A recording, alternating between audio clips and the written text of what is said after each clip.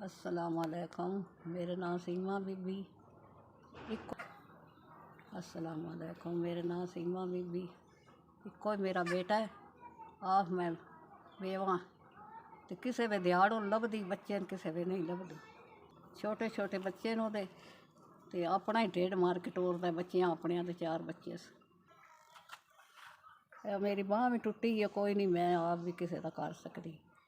मैं बंदियां दे घरों काम करन जानी हाँ। अपनी मेरी बांह टुट्टी है ते किसी दे घरों रोटी लभदी किसी वे नहीं लभदी ते अपनी बांह टुट्टी है। कोई नहीं काम हुंदा ही कोई नहीं।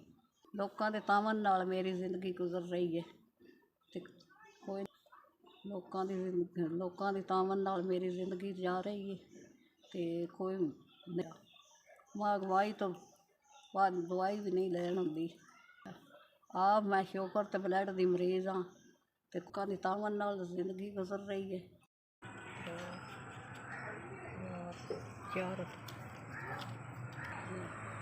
चलो जी भला होवे अल्लाह तुहाडा। 4000 रुपया पड़ गया मेरे को ते बड़ी मजबूर ते औखी आई दवाई इट्टो ते अल्लाह इन्हां दी जिंदगी करे जिन्हां तुहानू मेरे को लैक जमीन दे छड़े।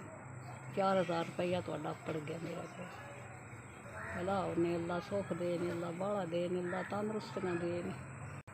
तुहाडा 4000 रुपया मिल गया। मैं दवाई इट्टो भी बड़ी मजबूर आई ते कोई मेरा आसरा वसीला नहीं।